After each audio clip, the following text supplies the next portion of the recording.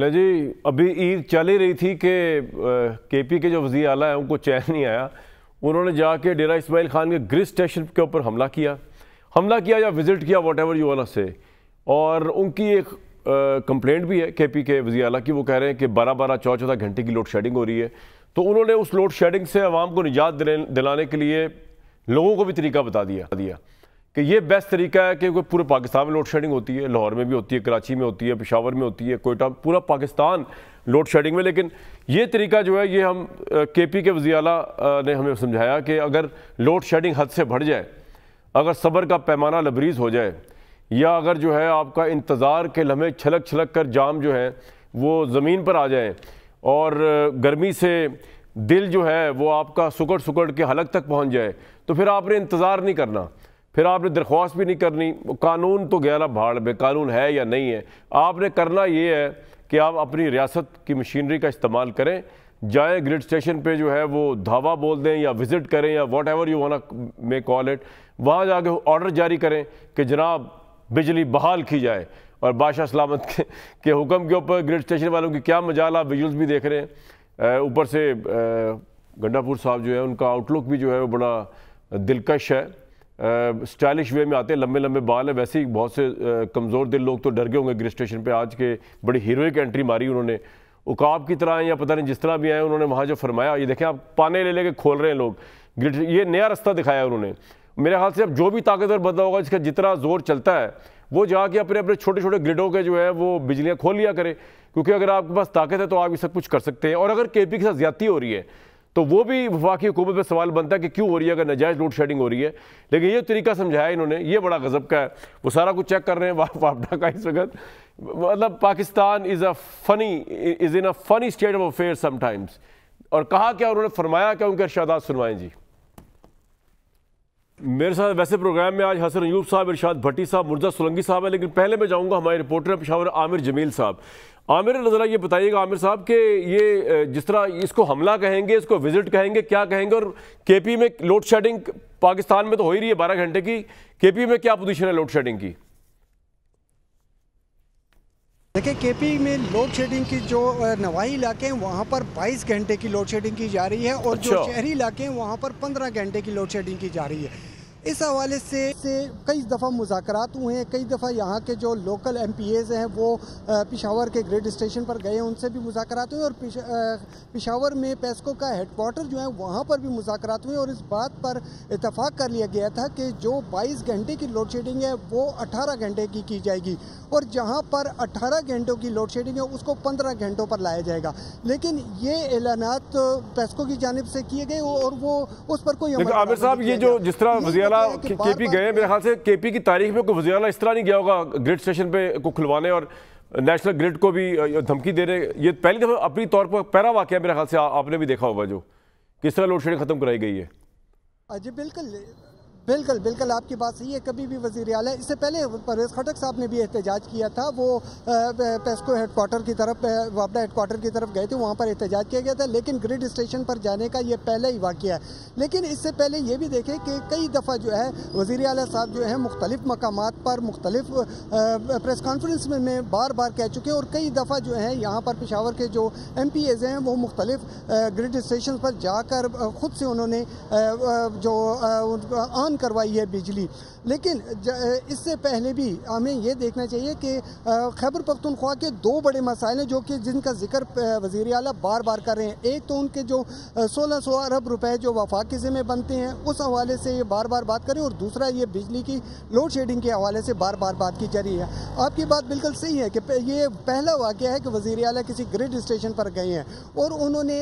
तो आमिर साहब, इसका मतलब तो ये हुआ कि अब ये तो जब केपी का वज़ीर आला ये सब कुछ कर रहे हैं तो जो आम पब्लिक है वहाँ पे उनको भी खुला वो मिल गया होगा। एक तो केपी के ऊपर जो इल्ज़ाम लगाती है वफाकी हुकूमत की बिजली चोरी सबसे ज़्यादा केपी के सूबे में हो रही है, इसको आप एक रिपोर्टर की निगाह से देखेंगे, ऑब्वियसली हर चीज़ से बुलंद होकर, तो इस इल्ज़ाम में कितनी सदाकत आपको नज़र आती है। और ये जो विजिट है, इस विजिट के बाद तो फिर वह शुतर बेमुहार, जो जब केपी का वज़ीर आला ये ट्रेंड सेट कर रहे हैं राइटली और रॉन्गली कि आपको अगर अपना हक नहीं मिल रहा, आपकी लोड शेडिंग हो रही है, तो फिर तो पूरे केपी के अंदर जहां जहां लोड शेडिंग हो रही है, जहां जहां इलाके में वापडा के ऑफिसों के ऊपर भी लोग धावा बोल सकते हैं और कह सकते हैं जनाब नाजायज़, हमारा वज़ीर आला कह रहा है ज्यादती हो रही है, तो आप जो है खोलें इसको, ग्रिडों को चलाएं इसको। कैसे देखते हैं इस इफेक्ट को आज के विजिट के? बिल्कुल आपकी बात सही है। देखिए आपकी बात बिल्कुल सही है। और पहले जैसे आपने पूछा कि यहाँ पर लोड शेडिंग और ख़ास तौर पर जो बिजली चोरी हो रही है उसका पूछा है, तो नवाई इलाकों में बिल्कुल आपकी बात सही है। और इस बात को वज़ीर आला साहब भी मानते हैं। उनका कहना है कि जिन इलाकों में लैंड लॉसेस ज़्यादा हैं वहाँ पर हम सोलर सिस्टम इंट्रोड्यूस करवा रहे हैं। 10 अरब रुपये उन्होंने बजट में इसमें खर्च किए हैं। तहम उन्होंने ये भी एक दफ़ा प्रेस कॉन्फ्रेंस में कहा था कि अगर जहाँ पर लैंड लॉसेस ज़्यादा हैं वो हमारे जो बकायाजात वफाक के जिम्मे बनते हैं उसमें। ठीक है, बहुत शुक्रिया आमिर जमील साहब, आप हमें रिपोर्ट करते रहिएगा। आप बता रहे थे कि जो है ये पहली दफ़ा हुआ केपी के अंदर इस तरह का विजिट और इस तरह, और देखो में वो कह रहे हैं बिजली चोरी काफ़ी है, लेकिन पूरे पाकिस्तान में, खैर सिर्फ केपी नहीं है। लेकिन बात जनाब दोबारा हसन अयूब साहब, इरशाद भट्टी साहब, मुर्जा सोलंकी साहब, हसन अयूब साहब क्योंकि बहुत ही कम आते हैं मेरे शो में, तो चलें आगाज़ करते हैं सबकी इजाज़त से। हसन भाई, ये जो आज का वाक़या है ये आपको क्या लग रहा है कि ये तो आपको याद नहीं कराती? इमरान खान साहब याद है आपको अपने बंदे छुड़वाने? वो जब एक लॉन्ग मार्च हुआ था 2013-14 के अंदर, छुड़वाने के लिए चले गए थे, थाने चले गए थे इस्लामाबाद में, ये तो वही स्पिरिट है। तो इससे तो इसको किस तरह देखते हैं आप? अब तो हर जगह पे इस तरह लोगों को निकलना चाहिए, फिर क्या पंजाब और क्या सिंध? कामरान शाहिद साहब बहुत शुक्रिया। देखिए इमरान खान साहब को तो ये कौम हमेशा याद रखेगी। इन्होंने तो सूबों को ऐसे ऐसे तोहफे दिए हैं। पहले तो उस्मान बुज़दार साहब आए, महमूद खान साहब आए, अब अली अमीन गंडापुर साहब हैं। ये 3 ऐसे तोहफे हैं। मैं परवेज़ खटक साहब को इस लिस्ट में शामिल नहीं करूँगा क्योंकि वो संजीदा आदमी थे और उनको एडमिनिस्ट्रेशन का काम आता था और उन्होंने बड़े अच्छे तरीके से सूबे को गवर्न भी किया। लेकिन अब देखिए अली अमीन गंडापुर साहब की जो हरकत है, यानी लॉ एंड ऑर्डर को जब चीफ एग्जीक्यूटिव सूबे का अपने हाथ में खुद लेना शुरू कर दे तो फिर आप बाकी आवाम से क्या तवक्को कर सकते हैं? अब ये देखिए कि आईजी पुलिस को वो हुक्म दे रहे हैं कि यानी वापडा से मुतल्लिका किसी किस्म की कोई भी मुकदमा FIR का इंदराज आपने नहीं करना, आपने FIR रजिस्टर नहीं करनी। तो अब लोग बिजली चोरी करेंगे। जब बिजली चोरी करेंगे तो लाइन लॉसेस मज़ीद बढ़ेंगे। जब लाइन लॉसेस मज़ीद बढ़ेंगे तो फिर ज़ाहिर बात है जब बिल अदा नहीं होता तो फिर वहाँ पर फोर्स लोड शेडिंग होगी। तो ये तो कोई मसले का सलूशन नहीं है जो आज जाकर इन्होंने जो हरकत की है। ये ऑप्टिक्स यकीनी तौर पर थे। अपने सूबे के अवाम को, जज्बाती लोगों को ज़रूर उन्होंने दिखाया कि जी मैं वफाक के साथ जो है वो लड़ रहा हूँ, आपकी जंग लड़ रहा हूँ। लेकिन ये जंग नहीं लड़ रहे, वो बेसिकली एक किस्म का उनका मीडिया स्टंट था जो बड़ा सक्सेसफुल तरीके से उन्होंने जो है आज किया। और उसकी वजह और उसकी जो रीज़न है कि आज हम इस प्रोग्राम के अंदर बैठकर उनका ग्रिड स्टेशन के ऊपर जाने को डिस्कस कर रहे हैं। हालांकि ये तो मेरे ख्याल के मुताबिक अफसोसनाक उनका ये अमल था जो बिल्कुल नहीं करना चाहिए था, उनको काबिल मुज़म्मत है। और ये अगर आप इस किस्म की रहनुमाई करेंगे तो बाकी फिर सूबे के अंदर लॉ एंड ऑर्डर की सिचुएशन कल अगर मजीद खराब होगी, आपको लगता है कि कोई जस्टिफिकेशन नहीं गंडापुर के ऊपर आयद होगी? आपको लगता है कोई जस्टिफिकेशन नहीं है? ख्वाह वो कह रहे हैं कि 1600 अरब देने, पता नहीं कितने अरब देने वफाक ने और ज्यादती हो रही है सूबे के साथ, इसके बावजूद भी आपको लगता है कि कानून हाथ में लिया है गंडापुर साहब ने, हसन अयूब साहब? देखिए अगर वफाक ने के ज़िम्मे को वाजिबुल अदा रकम है, जिस तरह वो कह रहे हैं कि 1600 अरब है, तो वो क्या जो ये बिजली की कंपनीज है ये उनकी जिम्मेदारी है कि ये वो पे करें और ये उसके जो है वो बिल अदा नहीं करें? हर एक का अपना अपना एक जो है वो कह सकते हैं अकाउंट है। अब वफाक ने जो उनको रकम अदा करनी है वो NFC अवार्ड के तहत शायद अदा करनी होगी, और बाकी जो उन्होंने बिजली के बिल वसूल करने हैं वो जो है वो बिजली की जो तकसीम। तो आप सर कह रहे हैं कि लॉलेसनेस की कानून हाथ में लिए काबिल मुज़म्मत, ठीक है, और अफसोसनाक जवाब नहीं। भट्टी साहब आप एग्री करते हैं या आपको लगता है कि गंडापुर साहब ने अगर लॉलेसनेस भी की है, काबिल मुज़म्मत भी होगा कानून के हवाले से, लेकिन इससे इमरान खान के बयानी और तहरीक इंसाफ को बड़ी तकवीत मिल रही है, नेशनल नैरेटिव बन रहा है, नेशनल अग्रेसिव आ रहा है कि इमरान खान अंदर है, उसका वज़ीर आला कितना अग्रेसिव है, कानून को हाथ लेने से भी गुरेज नहीं करता क्योंकि लोगों के बेनिफिट्स का सवाल है, लोड शेडिंग से निजात का सवाल है। किस तरह देखते हैं भट्टी साहब? देखिए भाईजान, सबसे पहले तो आपने अब कहा कि ये क्या मुल्क है, फनी स्टेट। नहीं, मैंने कहा कभी कभी फनी स्टेट ऑफ अफेयर्स हो जाते हैं उसी सतह पर। जी बिल्कुल, कभी कभी नहीं, रोजाना होते हैं, रोज होते हैं। कभी कभी नहीं, कभी कभी तो आपकी मेहरबानी आपने लगाया, रोज होते हैं, रोज देखते हैं हम। और अब तो लगता है कि कोई वाली वारस नहीं है इस मुल्क का। और दूसरी बात यह है कि ये वो मुल्क है कि जहाँ जमहूरियत किताबों में है, जमहूर तकरीरों में है, आइन, कानून, तरक्की, खुशहाली, इंसाफ, जान माल का तहफ़्फ़ुज़ सिर्फ ख्वाबों में है। हुक्मरान जो कर रहे हैं वो आपके सामने है। अवाम का जो हाल है वो देखा, वो फैसलाबाद में एक वो ट्राला वो सॉफ्ट ड्रिंक्स का एक्सीडेंट हुआ, अवाम लूट के लेके चली गई। और वडेरों का हाल देख लिया कि ऊँट का किस तरह उन्होंने वो टांग काटी। तो एक अजीबो गरीब चारों तरफ है।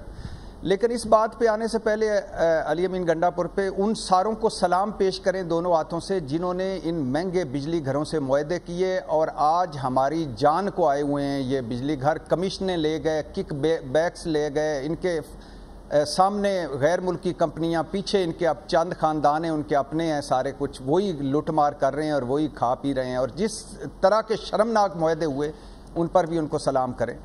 अब एक तरफ अली अमीन गंडापुर को कर लें, पहले भी डिस्कस किया कि जिसने रिश्वत ली उसका सर फाड़ दें, दरख्त जो काटे उसके हाथ काट दें, गवर्नर लानती है, बिलावल का फार्म चेक करें, ये सारे बद तहजीबी है, बद कलामी। आज के वाक़े पे आ जाए।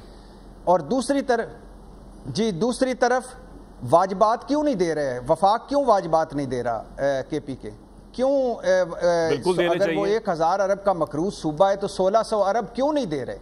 क्या वहाँ अपनी हुकूमत नहीं है? वहाँ मरियम नवाज साहबा नहीं है, सरफराज बुगटी साहब नहीं है, मुराद अली शाह नहीं है, इस वजह से वहाँ तहरीक इंसाफ की हुकूमत है। देना वाजबात उनके साथ। बिजली का क्यों मसला वहाँ पड़ रहा है? अगर बिजली चोरी हो रही है तो मिल के करें ना, मिलकर बैठ के उसकी चोरी रोकें, मिलकर बैठें। ये चोरी का ये अंदाज। लेकिन भट्टी साहब, हम किसी वज़ीर आला या आपको या मुझे राइट दे सकते हैं कि जाके ग्रिड स्टेशन पे हमला किया जाए? 1 मिनट भाई, एक मिनट से क्या करें फिर? हमला करें? हमला कौन सा हमला कर दिया भाई? 1 मिनट रुकें। और फिर 91 मनसूबे उनके आपने खत्म कर दिए इस बजट में। क्या अब ये ग्रिड स्टेशन पे वो गए हैं तो उसके बाद मोहसिन नकवी साहब को ख्याल आया कि मैंने राब्ता करना है? पहले क्यों नहीं किया? करें ना, उनके साथ बैठे यार, उनके साथ मसाइल हल करें। वो कोई अलहदा सूबा है, कोई इंडिया का सूबा है? आप करें, आप जो उनकी गलत बातें उनको गलत कहें, जो उनके सही मुतालबात माने। क्यों नहीं? क्यों ये नफरत और तकसीम अंडे बच्चे दे रही है? क्यों आप इग्नोर कर रहे हैं उनको? वो भी जीत के आए हैं और वो भी वोट लेकर आए हैं। अगर आप थोड़ा सा भी बिलीव रखते हैं वोट की इज्जत पे तो उनके मसाइल हल करें। हमारा सूबा है, कितनी नफरतें बढ़ाएंगे सूबों में आप? कितनी तकसीम करेंगे आप इस मुल्क को? कितनी आप मनमानियां करेंगे इस मुल्क में? कितने आप जुल्म करेंगे इस मुल्क में? रोकें इस सब को इससे पहले कि ये आग आउट ऑफ कंट्रोल। ठीक है जी, बिल्कुल। आपकी उसकी जबान पर एतराज है, लाख एतराज, इग्नोर करें, मसाइल हल करें, बड़े बने। कोई बड़े ही नहीं बन रहा। पॉइंट स्कोरिंग हो रही है, तूने ये कहा तो मैंने ये कहा, मैंने ये कहा तो तूने ये कहा।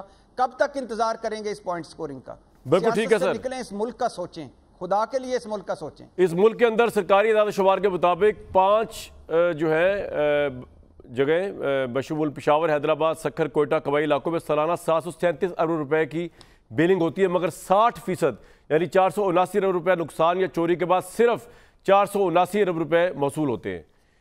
इस तरह दीगर 5 जगह जो है जिनमें इस्लामाबाद ग्रिड जो है लाहौर में, फैसलाबाद, मुल्तान, गुजरावाला में 3044 अरब रुपए की बिलिंग होती है, जबकि मौसूल होने वाली रकम सिर्फ 2944 अरब रुपए है।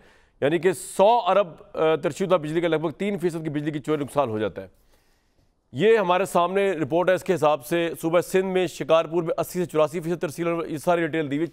बिजली चोरी पाकिस्तान में होती है, लेकिन मुर्तज़ा सोलंकी साहब, जिस तरह हसन अयूब साहब कह रहे हैं कि जनाब जस्टिफाइड नहीं है, ठीक है, वफाक की वाजबात अदा करनी, वफाक आंसरेबल है, केपी को, बाकी सूबों को भी देनी चाहिए, लेकिन इसमें बिजली घरों का, बिजली कंपनी का क्या कसूर?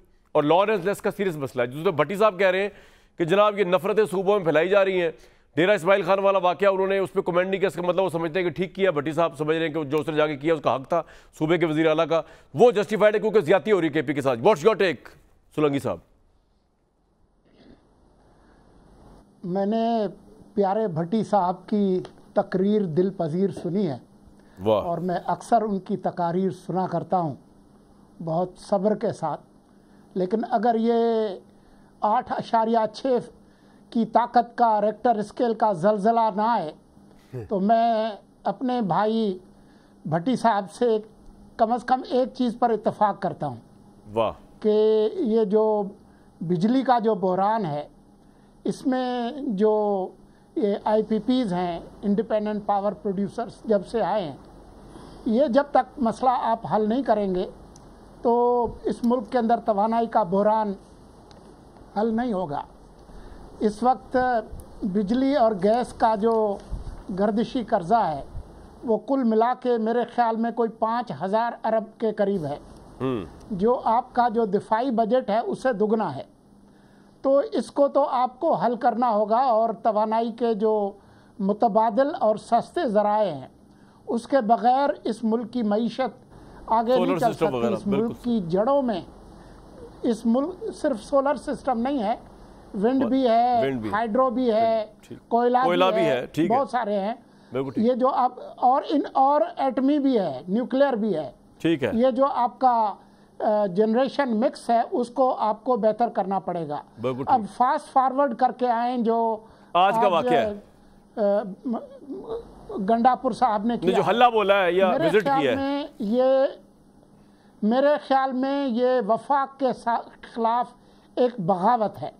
अच्छा, जो कुछ किया है, पुलिस को गैर आईनी अहकामात देना कि चोरी हो और आप FIR दाखिल ना करें। ये साहब जो पहले कहते थे ना कि जो रिश्वत करे उनको आप जाकर ईंट मारें, तो जो चोरी से उकसा रहे हैं उनको क्या करें, कौन से हार फूल पहनाएं, ये आप बताएं। ये आइन के अंदर जो इमरजेंसी प्रोविजंस हैं वो इसी तरह की सूरत हाल के लिए होती हैं, लेकिन हमें शायद उधर जाने की ज़रूरत नहीं है। आज जो उन्होंने किया है उसका बहुत सादा सा हल है, और वो हल ये है कि वापडा के पास और ये जो तकसीम कार कंपनीज हैं उनके पास कोई पुलिस नहीं है चोरी को रोकने की।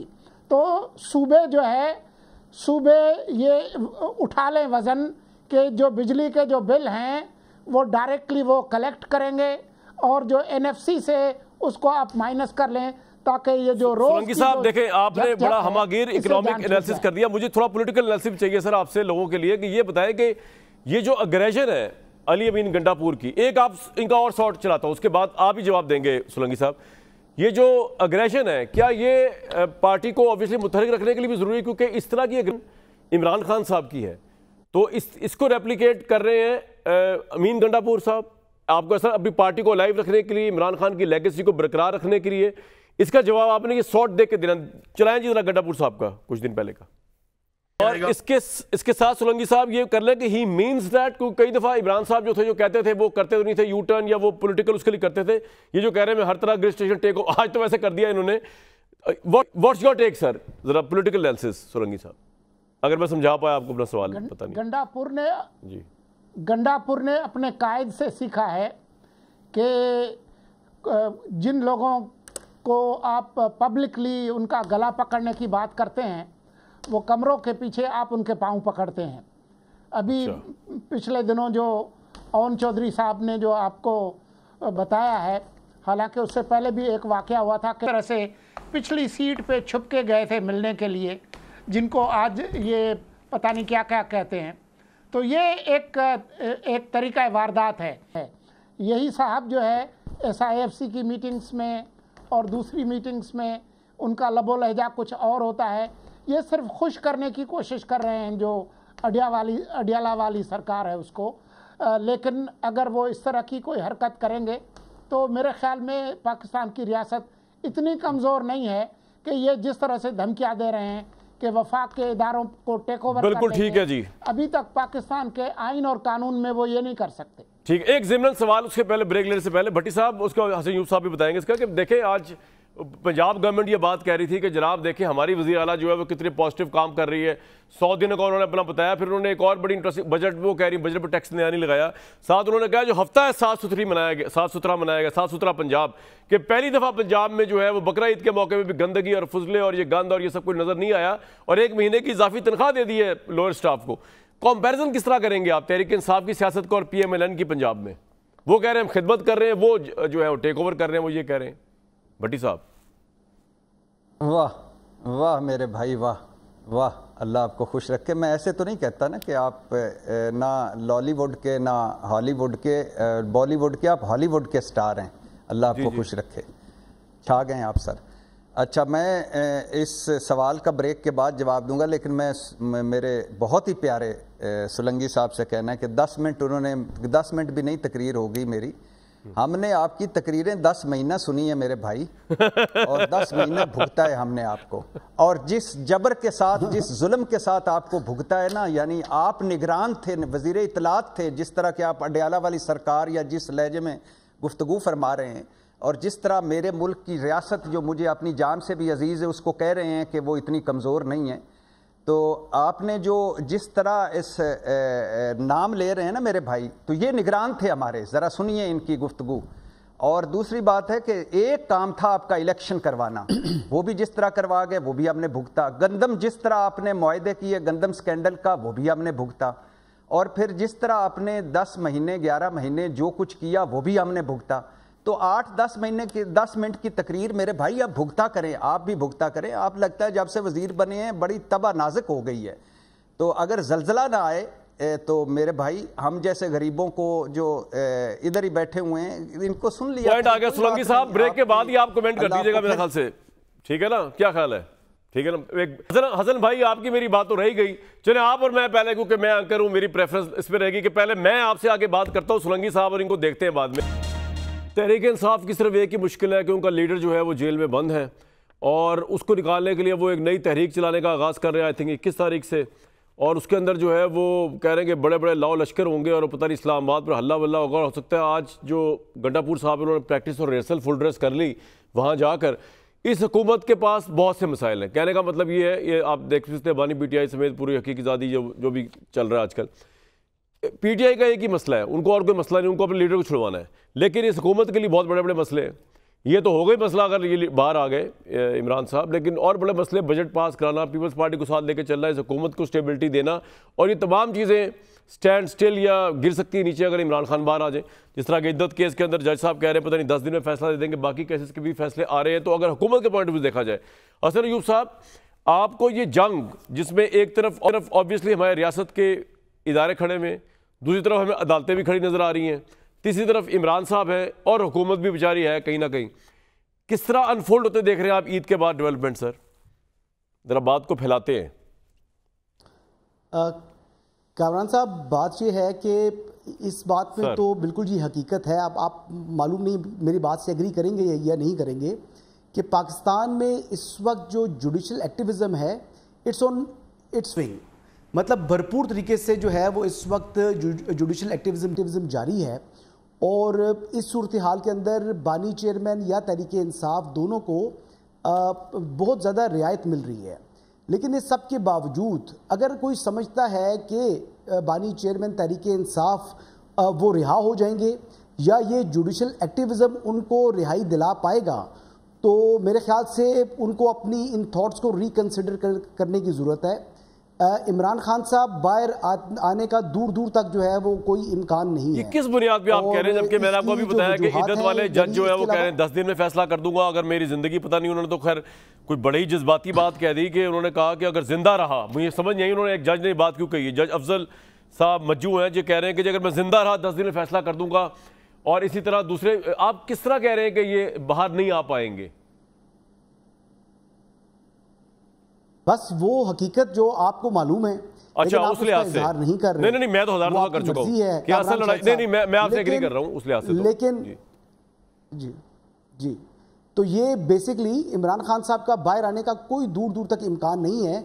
जो इस खुशफहमी में मुब्तला हैं वो मिठाई खरीद लें और अच्छा। खरीदने के बाद उसको जो है अपने फ्रीजर में स्टोर कर लें, क्योंकि खाने का उनको मौका नहीं मिलेगा। क्योंकि बानी चेयरमैन की तहरीक इंसाफ की बाहर आने की जो अगर रास्ता जो बनेगा, उसके लिए पहली जो प्री रेक्विजिट है उनके लिए वो 9 मई के वाक़यात के ऊपर कौम से माफ़ी मांगना। रियासत पाकिस्तान से माफ़ी मांगेंगे तो मामला आगे बढ़ेगा। जब तक वो ये माफ़ी नहीं मांगेंगे तब तक बात आगे हसन यूसुफ, आप मुझसे चले, अब मैं आपसे पूछता हूँ, अगर आप मुझसे एग्री कर, जी बताएं आप बोलें पहले, प्लीज बोले प्लीज बोले। दूसरी बात मैं ये करना चाह रहा था कि अली अमीन गंडापुर साहब के हवाले से बात कर रहे थे कि वो शायद लाओ लश्कर लेकर वफाक के ऊपर चढ़ाई करने का इरादा रखते हैं, शायद वो इस किस्म का कोई प्लान्स बन चुके हैं।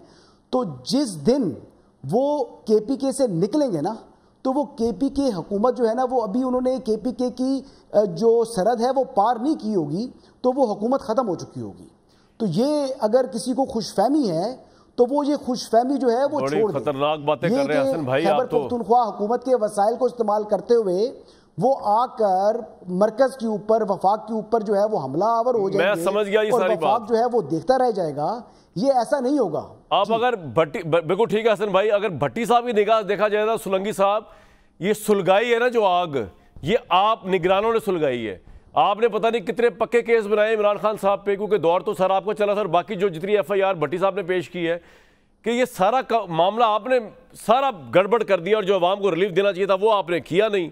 मैं कहता हूं आपने किया क्या है सुलंगी साहब? मैं भट्टी साहब से कहूंगा, my Lord, I plead guilty. वाह। जो भट्टी उनकी अदालत में मैं अपने आप को गिल्टी प्ली करता हूं। देखें, जो भट्टी साहब जो हमारे महबूब मुकर्रर और इन्फ्लुएंसर और एंकर सब कुछ हैं, ऑल फोल्डेड इनटू वन, उनकी तकरीरें मेरे दिल को गरमाती हैं, बल्कि पाकिस्तान के 25 करोड़ अवाम के दिलों को गरमाते हैं। आपके शो में हफ्ते में 4 बार 3 बार गरमाते हैं, और चैनल्स पे ये इनसे ज़्यादा महबूब रहनुमा और कोई है नहीं। सही है। इनकी जो शायरी है उसके हम दिलदादा हैं। मुझे सिर्फ खदशा ये है कि इनकी रियाजी कमज़ोर है शायद स्कूल में, क्योंकि 17 अगस्त 2023 से लेकर 4 मार्च 2024 तक 8-10 माह नहीं बनते। तो अगर थोड़ी सी रियाजी में भी कुछ थोड़ा सा पढ़ लें। और ये जो इलेक्शंस की बात कर रहे हैं और जो कह रहे हैं कि बड़ा हमने जुल्म किया, तो अभी कैमरे के सामने बैठे हैं तो अपने ज़ख्म दिखा दें ताकि कौम उनके साथ हमदर्दी का इजहार करे। बाकी इलेक्शंस 2018 में भी हुए थे, उस वक्त भी स्क्रीन की एक मिनट सुलंगी साहब, एक मिनट उस इलेक्शन के बारे में सर एक मिनट कंटिन्यू यहीं से करना है आपने। भट्टी साहब, आपने सुलंगी साहब के कहने पे आके ना स्क्रीन पे अपने जख्म नहीं दिखाने, वरना इतने जख्म लग जाएंगे बाद में कि संभालने वाला कोई नहीं होगा। सुलंगी साहब तो बात करके निकल लिए। जी सुलंगी साहब कंटिन्यू करें कि 2017-18 में क्या हुआ। ठीक है, बिल्कुल आगे चले सर जी। और जो इंसानी हुकूक की जो आवाज़ इन्होंने झंडा बुलंद किया है, मैं इनकी बहुत तारीफ करता हूँ। लेकिन मैं ज़रूर पूछना चाहूँगा कि 4 साल इमरान का जो फिस्ताई दौर था उसमें भी उन्होंने ये झंडा उठाया था, या ये झंडा अभी कहीं इनको कहीं से मिल गया है?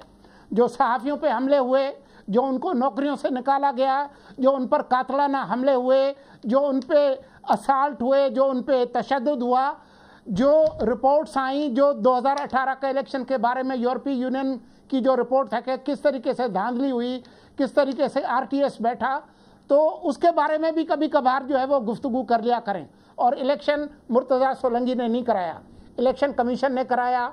ट्रिब्यूनल्स मौजूद हैं, अदालतें मौजूद हैं, लोग गए हुए हैं फॉर्म 45 के लिए भी, 47 के लिए भी। बिल्कुल आप भी उसमें अपनी आवाज़ जो है वो ज़रूर बुलंद करें। पॉइंट आ गया। भट्टी साहब, मैं आपसे एक बहुत बड़ा सवाल पूछने लगा हूँ, यकीन करें one of the greatest questions मैं समझता हूँ कि ये ज़िंदगी का, और ये आप लोगों की बहस से मेरे ज़हन में है। और मैं आपसे ये रिक्वेस्ट करूंगा कि पहले मेरे सवाल का जवाब दीजिएगा, उसके बाद जो आपने सोचा है ज़रूर बोलिएगा। बात ये कि ये इमरान खान, ये नवाज शरीफ, ये आसिफ अली जरदारी, ये बिलावल भुट्टो, ये मरियम नवाज, यार ये लोग कौन है? ये मट्टी के आम से इंसान है आपके मेरे जैसे। इनको हम खुदा क्यों बना लेते हैं यार कि इनसे गलती नहीं हो सकती, इनसे खता नहीं हो सकती, इनसे गुनाह नहीं हो सकता।